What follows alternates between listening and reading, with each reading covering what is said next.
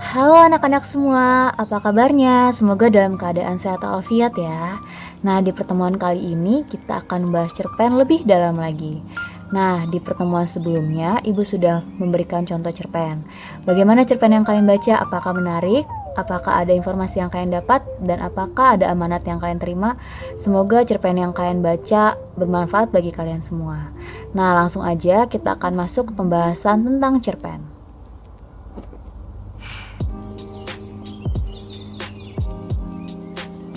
Nah, sesuai namanya, cerpen atau cerita pendek adalah cerita yang menurut wujud fisiknya berbentuk pendek. Ukuran panjang pendeknya suatu cerita yang memang relatif, namun pada umumnya cerita pendek merupakan cerita yang habis dibaca sekitar 10 menit atau setengah jam. Jumlah katanya sekitar 500 sampai 5000 kata. Oleh karena itu, cerita pendek sering diungkapkan dengan cerita yang dapat dibaca dalam sekali duduk. Nah, jadi kalau cerita pendek itu waktu kalian baca itu nggak butuh waktu yang lama gitu ya. Paling lama mungkin setengah jam. Kalian cuma duduk bentar, terus kalian baca itu selesai. Beda sama novel. Novel itu kalian mungkin butuh waktu lama, mungkin berjam-jam gitu ya untuk menghabiskan satu buah novel. Berbeda dengan cerpen. Nah, lanjut. Nah, di dalam sebuah cerpen itu terdapat nilai-nilai kehidupan. Nilai dari sebuah cerpen tidak hanya berkaitan dengan nilai keindahan bahasa dan kompleksitas jalinan cerita. Nilai atau suatu yang berharga dalam cerpen juga berupa pesan atau amanat. Nah, contohnya itu seperti cerpen yang sudah Ibu berikan 2 minggu lalu. Ada yang berkenaan dengan masalah budaya, moral, agama, atau politik. Realitas pesan-pesan itu mungkin berupa pentingnya menghargai tetangga, perlunya kesetiaan pada kekasih, ketawakalan kepada Tuhan, dan lain sebagainya. Hanya kadang-kadang kita tidak mudah untuk merasakan kehadiran pesan-pesan itu. Karya-karya semacam itu perlu kita hayati benar-benar. Nah, jadi nilai-nilai yang terkandung dalam sebuah cerpen itu adalah nilai-nilai tentang kehidupan yang sangat berharga untuk kita. Jadi waktu kita baca cerpen, kita nggak cuman baca itu untuk hiburan, tapi itu juga bisa jadi refleksi kita untuk bisa memperbaiki hidup kita. Nah, lanjut. Nah, ini Ibu berikan contohnya. Ada sepenggal cerpen dari Gerhana, karyanya Muhammad Ali. Pak, pohon pepaya di pekaranganku telah dirobohkan dengan tak semena-mena. Tidaklah sepatutnya hal itu kulaporkan. Itu benar, tapi jangan melebih-lebihkan. Ingat, yang harus diutamakan ialah kerukunan kampung. Soal kecil yang dibesar-besarkan bisa mengakibatkan kericuhan dalam kampung. Setiap soal mesti diselesaikan dengan sebaik-baiknya. Tidak boleh main seruduk. Masih ingatkah kau pada peristiwa Dullah dan Bidin tempo hari? Hanya karena soal 2 kilo beras, seorang kehilangan nyawa dan yang lain meringkuk di penjara. Wah, menarik ya kalau kita baca dari sepenggal cerita ini gitu ya. Nah, kita akan cari nilai kehidupan yang ada di dalamnya. Kalau menurut kalian sendiri nilai kehidupannya apa nih? Boleh diterka-terka, nanti kita akan sama-sama analisis. Oke, nah kita sama-sama analisis ya. Nah, kalau dari Ibu, dari penggalan cerpen tadi yang kita dapat nilai kehidupannya adalah jangan terlalu melebih-lebihkan. Masalah sepele bisa menjadi masalah besar jika tidak diselesaikan dengan baik-baik. Seperti penggalan cerpen yang kita baca. Lebih baik kita menjaga kerukunan daripada membuat keributan karena hal kecil. Nah, seringkali ya hal kecil yang kita alami itu jadi dampaknya sangat besar. Contohnya, misal teman kita menghilangkan pulpen kita, meminjam pulpen kita tapi lupa mengembalikan, lalu kita melebih-lebihkan. Nah, bisa jadi itu menjadi masalah yang besar. Jadi, di dalam hidup ini kita tidak boleh melebih-lebihkan. Lebih baik kita memaafkan dan menyelesaikannya dengan baik-baik, tidak dengan seruduk-seruduk gitu ya kalau kata cerpen tersebut. Nah, seperti sebuah pohon yang terdapat batang, daun, akar, dan buah, sebuah cerpen pun dibangun oleh sebuah unsur-unsur di dalamnya. Nah, sama juga dengan teks lainnya. Cerita pendek dibentuk oleh sejumlah unsur. Adapun unsur yang berada langsung di dalam isi teksnya dinamakan unsur intrinsik. Nah, ada 2 nih teman-teman, unsur intrinsik dan unsur ekstrinsik. Nah, kalau unsur yang ada di dalam teks tersebut disebut unsur intrinsik. Nah, unsur intrinsik itu meliputi apa aja sih? Yang pertama ada tema, amanat, alur, penokohan, latar, dan yang terakhir ada gaya bahasa. Kita akan bahas satu-satu ya. Pasti kalian sudah pernah mendengar ini waktu kalian SMP, dan sekarang kita akan coba menyegarkan kembali pelajaran kita waktu SMP ya. Nah, yang pertama adalah tema. Tema adalah gagasan yang menjalin struktur isi cerita. Tema suatu cerita menyangkut segala persoalan, baik itu berupa masalah kemanusiaan, kekuasaan, kasih sayang, kecemburuan, dan sebagainya. Untuk mengetahui tema suatu cerita, diperlukan apresiasi menyeluruh terhadap berbagai unsur karangan itu. Jadi kita perlu memperhatikan dengan seksama gitu ya cerita tersebut. Tema jarang dituliskan secara tersurat oleh pengarang. Jadi kalau secara tersurat itu maksudnya pengarang nulis gitu ya, temanya adalah tentang sosial, tentang kasih sayang. Tetapi pengarang ini menuliskannya itu secara tersirat gitu ya. Jadi pembaca itu bisa memaknai sendiri. Untuk dapat merumuskan tema, kita harus terlebih dahulu mengenali rangkaian peristiwa yang membentuk alur cerita dalam cerpen tersebut. Jadi waktu kita mau menentukan tema, kita harus membaca cerpen tersebut dari awal sampai akhir. Kita harus menganalisis, kita harus mencari-cari pokok bahasan yang paling penting dan merupakan struktur yang mendasari cerita tersebut. Baru kita bisa menemukan tema. Lanjut ke amanat. Amanat merupakan ajaran atau pesan yang hendak disampaikan pengarang. Amanat dalam cerpen umumnya bersifat tersirat. Nah, ini lagi tersirat ya, tidak dituliskan secara langsung. Disembunyikan pengarang di balik peristiwa-peristiwa yang membentuk isi cerita. Kehadiran amanat pada umumnya tidak bisa lepas dari tema cerita. Misalnya, apabila tema cerita itu tentang perjuangan kemerdekaan, amanat cerita itu pun tidak jauh dari pentingnya mempertahankan kemerdekaan. Nah, ini contohnya teman-teman. Kalau misalnya cerpen tersebut tentang kehidupan sosial, mungkin amanat itu tentang kita menjadi masyarakat yang baik, tidak berlaku buruk. Kalau misalnya tentang percintaan, mungkin amanatnya kita harus menjadi pasangan yang setia, harus mengasihi, harus mengampuni, dan lain sebagainya. Nah, dari sebuah cerpen, teman-teman bisa mendapatkan amanat, ajaran, dan pesan yang sangat berharga bagi kehidupan teman-teman semua. Lanjut ke penokohan. Nah, penokohan merupakan cara pengarang menggambarkan dan mengembangkan karakter tokoh-tokoh dalam cerita. Nah, kalau kita ingat-ingat gitu ya, ada beberapa watak dalam sebuah cerita. Ada yang protagonis, itu yang baik, antagonis itu yang jahat, dan tirtagonis itu dia penengah. Nah, biasanya tirtagonis ini orang ketiga ya.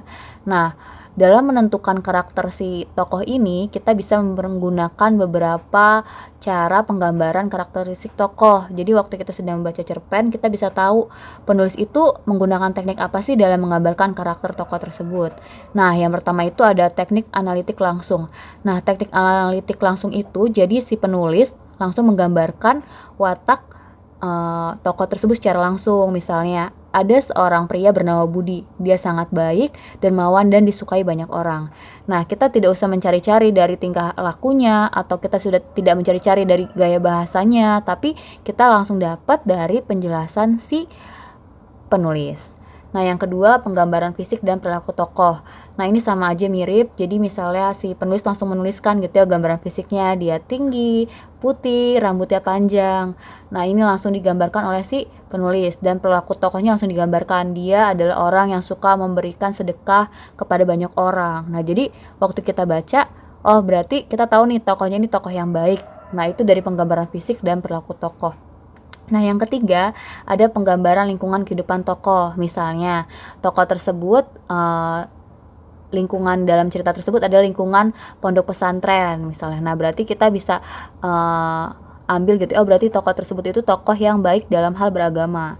Nah, contoh lain misalnya lingkungannya itu lingkungan penjara gitu ya, si tokohnya. Nah, berarti tokoh tersebut sudah bisa kita simpulkan gitu ya, merupakan tokoh yang mungkin punya jejak yang buruk di masa lalu, di masa sekarang, atau pokoknya kita bisa menyimpulkan dari lingkungannya.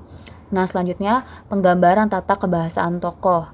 Nah, si tokoh ini waktu di dalam cerpen itu bahasanya bagaimana? Apakah bahasanya sopan, santun, ataukah bahasanya sangat kasar, menggunakan kata-kata yang tidak sopan. Nah, dari situ kita bisa menentukan apakah si tokoh ini baik atau tidak baik. Nah, yang terakhir ada Maksudnya yang kelima, ada pengungkapan jalan pikiran tokoh. Nah, di dalam cerpen itu seringkali kita menemukan si tokoh ini sedang berpikir gitu ya.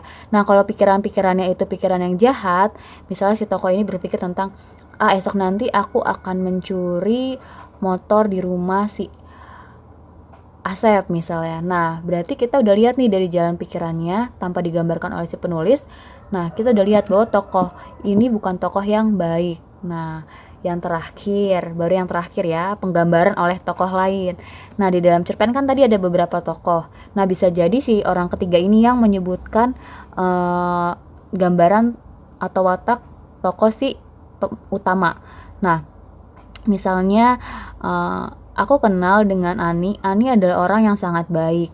Dia sangat terampil dan dia tidak sombong. Nah, berarti si orang ketiga ini menyebutkan watak-watak dari si tokoh utama.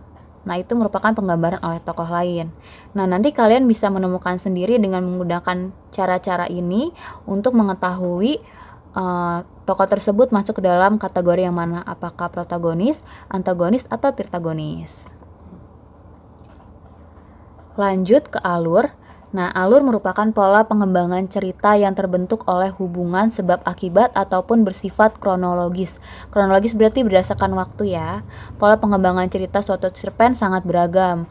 Pola-pola pengembangan cerita harus menarik, mudah dipahami, dan logis. Jadi sesuai dengan logika ya teman-teman, tidak mengada-ngada. Jalan cerita suatu cerpen kadang-kadang berbelit-belit dan penuh kejutan, juga kadang-kadang sederhana.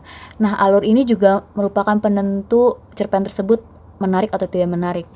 Seorang penulis yang bisa menuliskan cerpen dengan alur yang baik, itu bisa membawa pembaca menikmati cerpennya dari awal sampai akhir. Nah, alur sendiri tuh ada berbagai jenis. Ada alur yang maju, ada alur yang mundur, atau dia mengulang masa lalu. Ada juga alur yang campuran.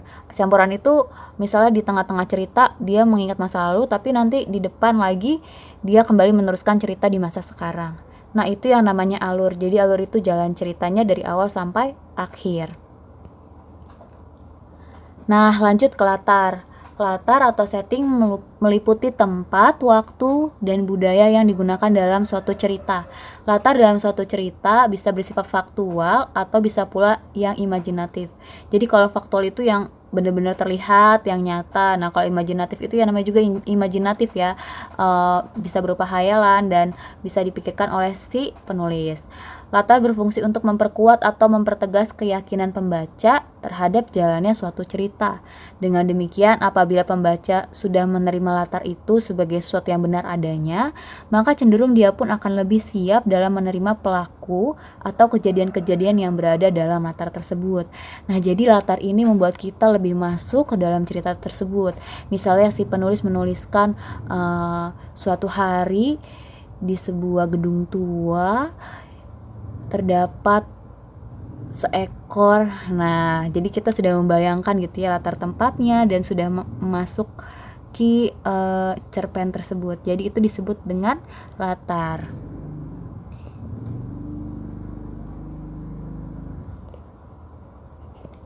Yang terakhir adalah gaya bahasa. Dalam cerita, penggunaan bahasa berfungsi untuk menciptakan suatu nada atau suasana persuasif, serta merumuskan dialog yang mampu memperlihatkan hubungan dan interaksi antara sesama tokoh. Kemampuan sang penulis mempergunakan bahasa secara cermat dapat menjelmakan suatu suasana yang berterus terang dan satiris, simpatik atau menjengkelkan, objektif atau emosional. Bahasa dapat menimbulkan suasana yang tepat untuk adegan yang seram, adegan romantis, atau peperangan, keputusan, maupun harapan. Bahasa dapat pula digunakan pengarang untuk menandai karakter seorang tokoh. Karakter jahat dan bijak dapat digambarkan dengan jelas melalui kata-kata yang digunakannya. Demikian pula dengan tokoh anak-anak dan dewasa. Dapat pula dicerminkan dari kosakata ataupun struktur kalimat yang digunakan oleh tokoh-tokoh yang bersangkutan. Nah, jadi gaya bahasa setiap cerpen pasti berbeda ya, tergantung dengan temanya. Kalau temanya tentang horor, pasti gaya bahasanya juga horor gitu ya. Temanya tentang hal-hal yang menakutkan, hal yang mengerikan, atau tentang perjuangan, atau tentang cinta, pasti menggunakan gaya bahasa yang berbeda. Dan yang pasti gaya bahasa juga merupakan hal yang menarik di dalam sebuah cerpen. Nah, sekian pelajaran kita hari ini tentang cerpen. Semoga kalian boleh semakin mengerti tentang apa itu cerpen, karena di pertemuan-pertemuan selanjutnya dan di akhir pertemuan tentang cerpen, kita akan sama-sama belajar menulis cerpen dari kisah hidup kita masing-masing. Sekian dari Ibu, semoga kalian dapat mengerti dan dapat memahami. Ibu pamit undur diri. Terima kasih untuk perhatiannya.